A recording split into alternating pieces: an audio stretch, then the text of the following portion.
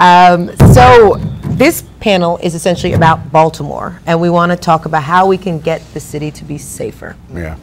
Let's redo so that. I'm going to introduce everyone here on the panel. So joining us here, we have Marc Steiner. If we get a shot of Marc. Marc is the host of the Marc Steiner Show here in Baltimore. Hold on. Can we switch to the other camera, yeah, please? can we see Marc? Here we go. Can we see Marc? No, not that one. There Yes, we go. There we go. Marc Steiner. And somebody got to deal with the lighting. There we go. We're fixing the lighting. There we there go. he is. Because we got a white guy. I was ready to now. say, Paul, you're not lighting. alone. Yeah. No, excuse me. All right. All right. So Marc is the host of the Marc Steiner Show, as I said, as well as the president and founder of the Center of Emergent Media. Also joining us is Duke the Rude. You guys heard some of his poetry earlier, probably half of the poem, but We're going to do it again. We'll do it again at the close of this. No, let's do it now? No, introduce the panel, then Duke will go. Well, Duke will go after this. Duke is a poet, born and raised in Baltimore. Correct. And also you just heard Phil Ade, who is a rapper, and you're from Maryland, is that correct? Yes, ma'am. Okay, great. All right, so why don't we kick things off and have Duke Yeah, let's get a good close-up of Duke here. Tight. reciting his poem. The name of this piece is titled Bark. As a black person, I can never say that I feel let down by the criminal justice system, because truthfully, I never been picked up unless there was a tree around. Judgment still hangs from the tree, branches of government. Perhaps this is a late revelation for you, but did you know that the gavel is made of wood?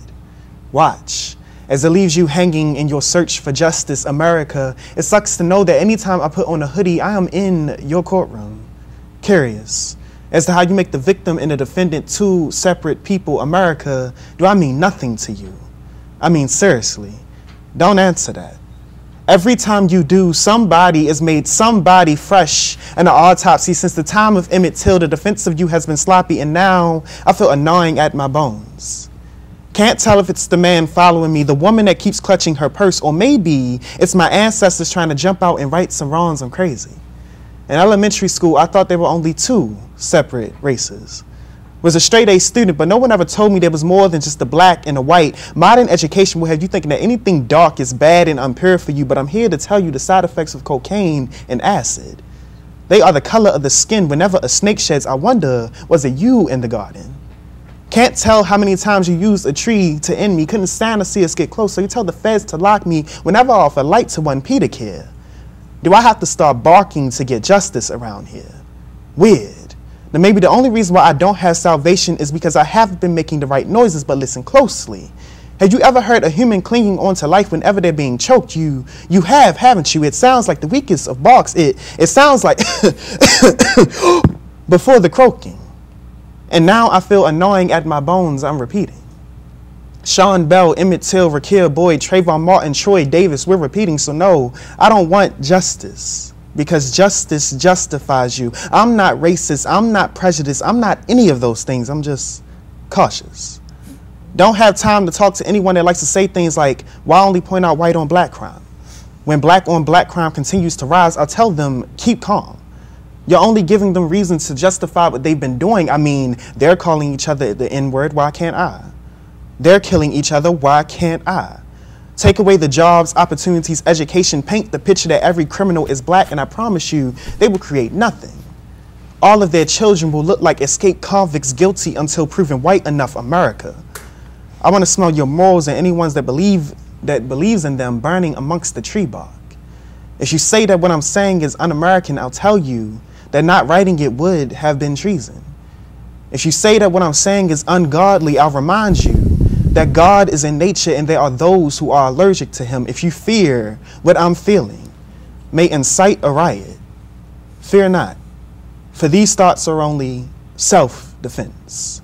America, what's another way to get a dog to stop barking? You can always tell him, sick him. Thank you. Thank you. That was very good. Thank you, man. It's a great way to open up this panel. If you look at the numbers in Baltimore, in 2011, 197 murders. In 2012, 217 murders. In 2013, 235 murders. In 2012, of the 217 murders, 240 people murdered were black, 10 were white. What inspired the poem, and what is it growing up in a situation where there is such a culture of violence surrounding you? Specifically in regards to the poem, Bark was inspired by Trayvon Martin's situation, being followed by a vigilante, ultimately killed because of it, and all off of misinterpreting who or what someone is based off the color of their skin. And I wasn't surprised by the verdict at all. As stated earlier, Troy Davis was like my last time being disappointed in the American justice system. And after it happens so many times, you just build up a stone against it. Like, it's just like, oh, you know, black guy dead, it's Tuesday. Like, and not getting justice, that's Wednesday. So that's what inspired that poem. If I was to talk about growing up in Baltimore, I believe everyone who grows up in Baltimore pretty much has the same experience almost. If you happen to be an African American teen, you witness things and you just do your best in order to keep going, to take care of you, your family, and whatever drives you. You feel like you're always in survival mode? Always, consistently. Phil? If growing up in this area? Well, yeah, like you said, I mean, anyone who grows up, not just in Baltimore, but, you know, in between, you know, there's two major cities. Yeah. I'm going to get the guys to come in and fix your microphone here, because Let's make sure it's should be able to put it on the other side and higher up if you could. Yeah. Sorry about that. Yeah, it's not going to go on this. Yeah. It's all part of live television. No, yeah, like I said, I mean, it's pretty much, like you said, the same experience. You're exposed to a lot that a lot of times mentally you're not ready to see. But you know, it's all about your upbringing. I had both parents in the home growing up, so I had a good, you know, a good foundation. But you know, a lot of times in our communities, it's single parents, and the parents aren't always around. And you know, there's a lot of idle time and time to, you know, get into trouble. So, you know, those were a lot of my friends. And what was the other part of the question? Let me go to Mark here. I don't know if everyone caught it. Mark does one of the best known radio shows in Baltimore and takes on many social issues. And in fact, Mark's going to be moving into the Real News Media Center. This is like an epidemic, the murder rate in Baltimore. It's an epidemic. I mean, people are always dancing around the edges of this thing. You know, if you look at the people who were murdered in Baltimore or shot in Baltimore, the vast majority of those people are going to be 30 and under, 35 and under. They're young people, and we're playing games with it. We're not really talking about this. It was greater police enforcement, curfew laws, picking up kids. These are not answering the question. I mean, we got to understand our history, understand where this has come from, to really understand how to deal with the future.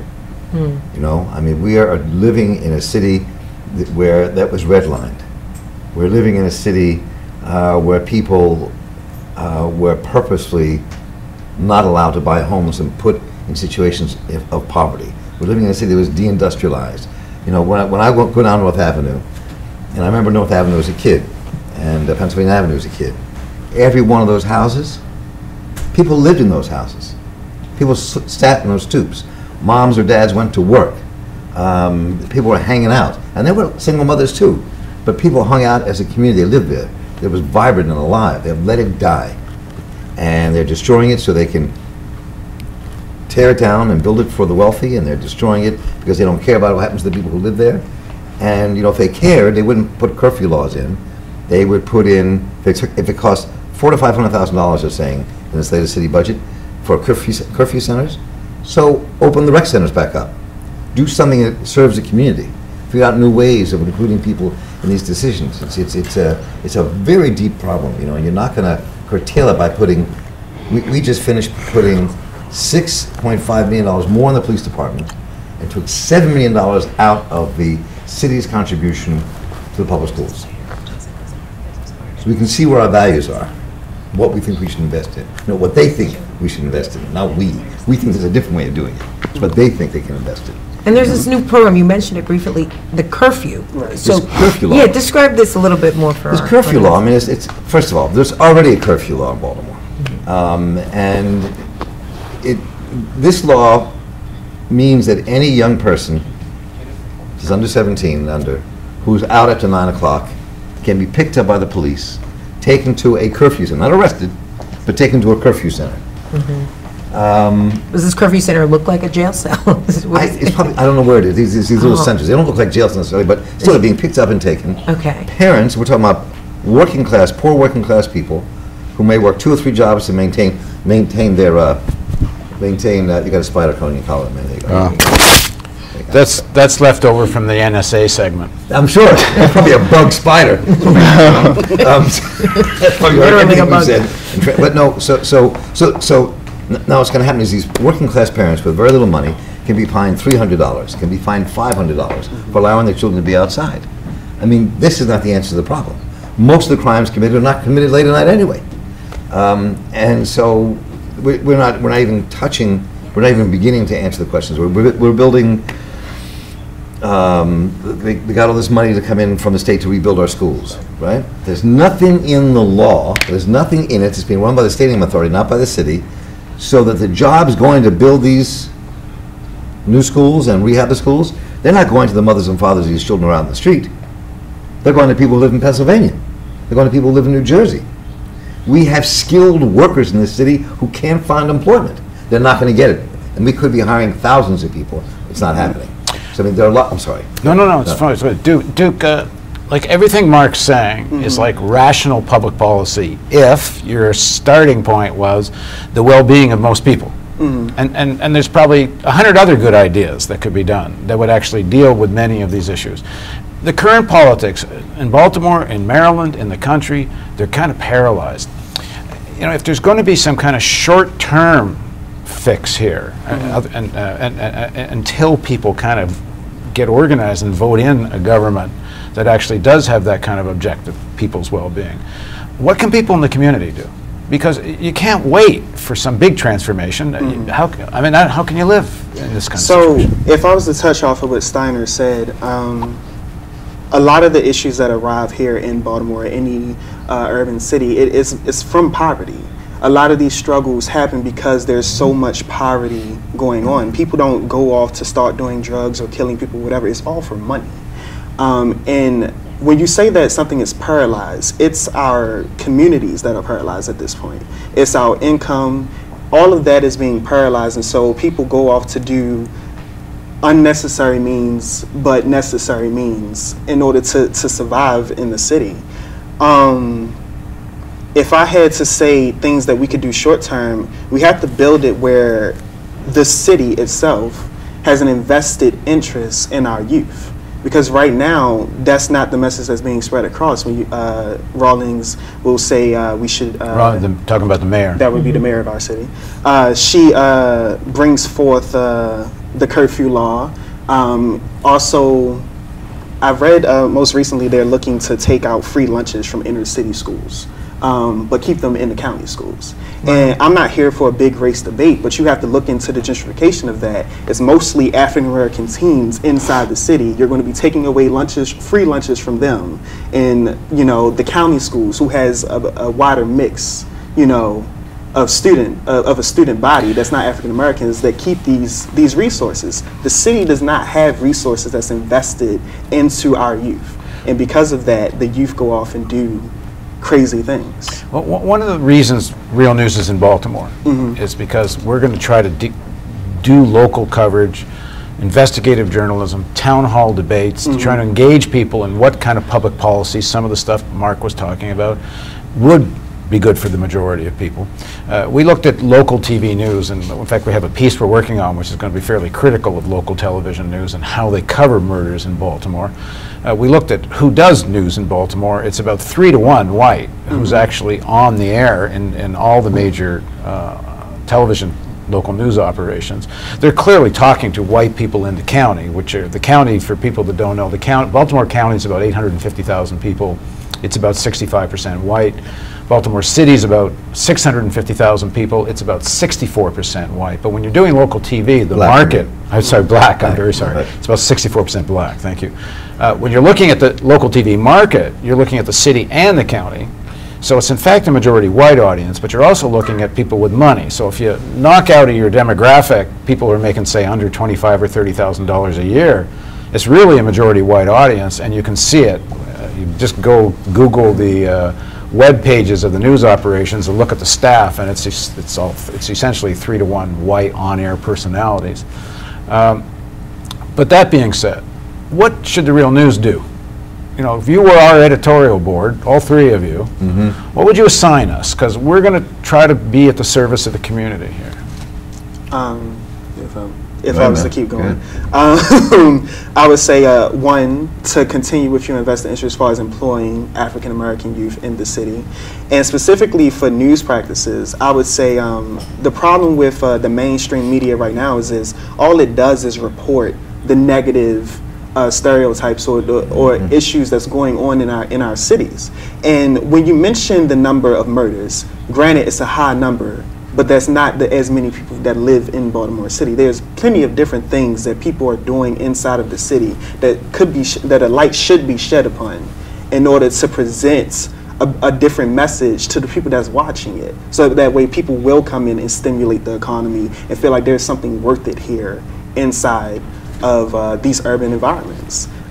Because other than that, you know, all they see is, you know, murder rates, and they're like, oh, well, we shouldn't vacation there. and that's the reality of the situation. Well, but the reality of the situation is it actually is pretty safe for white people in Baltimore. I mean, the numbers are, like, I think 9-10 white people got killed in Baltimore, with over 200 black people. And the Inner Harbor is pretty safe. The areas where white people live are pretty safe. I'm saying, what can we do, Phil, what can we do that would be of service to people that are living in black communities that are suffering the consequences of such violent crime? What can we do would help them deal with that? Is there anything we can do? Yeah, well, definitely agree with him. Like, keep, you know, letting people know, you know, what's going on, and getting people aware of what's going on, and also creating, you know, opportunities for the young people, the people that are ending up doing these crimes. But I also wanted to say that, like, we gotta go to the source of it. Like, we gotta start creating programs where, you know, kids will be busy, because I feel like a lot of crime happens is either a need for money or idle time. So we gotta create opportunities for people to work. Well, I mean, whatever it is, I'm not sure, but and then also, you know, create stuff for kids to do. Yeah. Right. Focus the money on that, and not, you know, just punishment. I feel like a lot of the money is focused on punishing. Not to punish. I mean, well, I mean, we spent hours talking about how we have to totally reform the criminal justice system in this state and this city. But I mean, I think that there's a couple of things I was picking up what you were just saying that I think is right. That there are so many people in our communities throughout the city who are doing incredible work with young people in the communities, building gardens, trying to help people to feed themselves in a different way, people working with young people in the street, people who are creating community art programs, people who are really doing things to change the nature and life of their community. They don't get that kind of coverage. You know, they don't get the same amount of coverage. I always used to say that years ago, there still is, was a program called the Baltimore Urban Debate Leagues. And a lot of young people from... I was a member. You remember. and a lot of guys who came out of LBS, a lot of them were in Boodle first, right? Leaders for a Beautiful Struggle. Leaders for a Beautiful Struggle, excuse me, yes, right. So I always used to push our local media saying, look, you have all these young people who come from the same exact environments as the young people getting busted and getting shot. But they're becoming heroes in their schools because they're debating kids and beating mostly white schools and private schools all over the state and all over the country. But do you cover them the same way you cover a basketball player, the same way you cover somebody, a chalk line in the street? No. We got to focus on those kids. They have things to say, and young people and older people who are organizing. And B, I think that news teams have to be in the communities. They have to start talking to people and hearing what people have to say, hearing what their ideas are about what they want to have happen in their communities, what do they want it to look like. I was at a gathering last night with people from both Morgan State University and the Maryland Institute College of Art architecture programs. And we started talking about this idea. I said, what has to happen is, for social justice is that the architects need to be with the community residents to actually begin to redesign communities and help people figure out, this is what I want my community to look like. How do we design that? And then you go to the mayor and go, no, you're not tearing that building down. This is what we want it to look like. You know, there are things that you can push, and TV can add to that because you can visually see what it is people want to have happen, what they want their homes to look like, what they want their community to look like, you know. Coming up with creative ways of pushing those ideas out there and hearing the voices of the people themselves, which we never hear.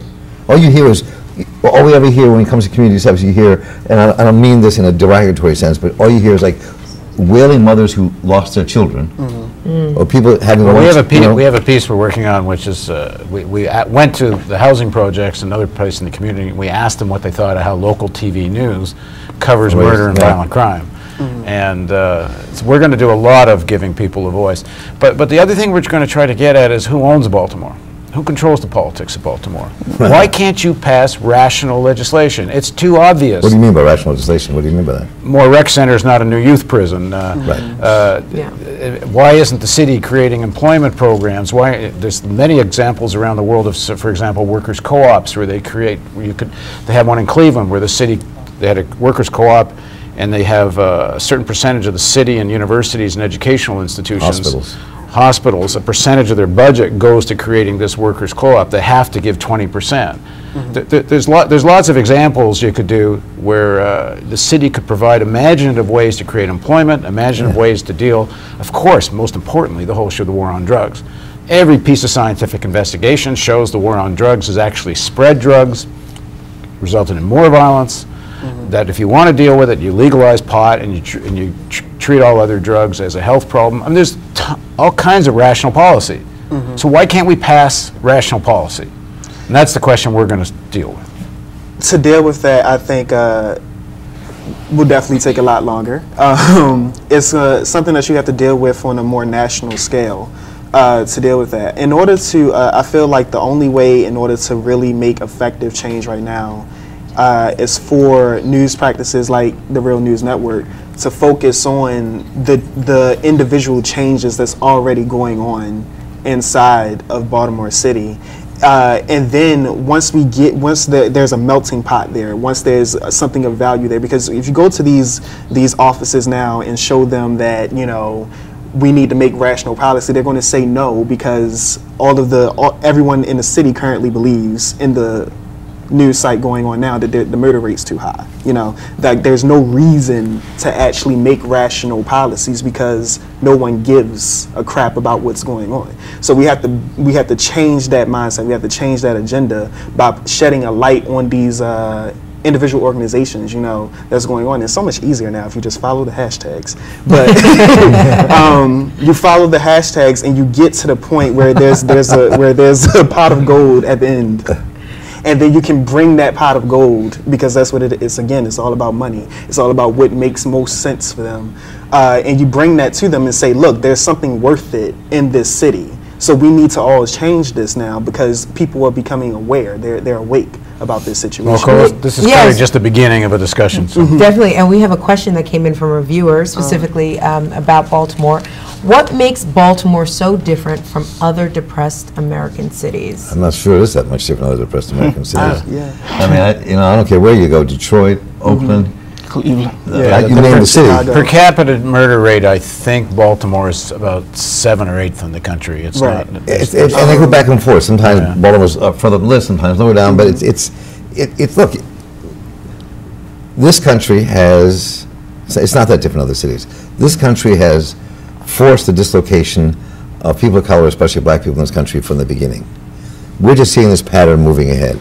Ta-Nehisi Coates just wrote this incredible piece in the Atlantic that we've been doing a lot of coverage on reparations.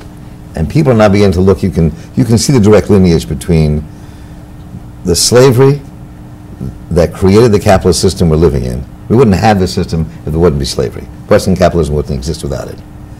And that has just, there's a straight lineage between that, the beginning of that, and what happened in our housing, how we push black folks out, not letting black people have access to loans to buy homes. That happened after World War II. It happened throughout the 60s. People, what's the name of the bank? Just block the name of the bank. Not sure. Anyway, it'll come to me. So Wells Fargo. Wells Fargo. So Wells Fargo had all these kind of, forcing these loans on mostly poor black people. Yeah, subprime mortgages were invented in Baltimore. Destroyed people's lives all across Baltimore, all across Detroit, all across Houston, all across every city in America. This is not like, so it's not different. What people in Houston are fighting and dealing with is the same thing people in Baltimore City are fighting and dealing with. This is, and so there's a direct connection. We're no different. Okay, we better. Yeah, thank you very much, guys, for joining us. Thank you all for joining us. Always good to be here.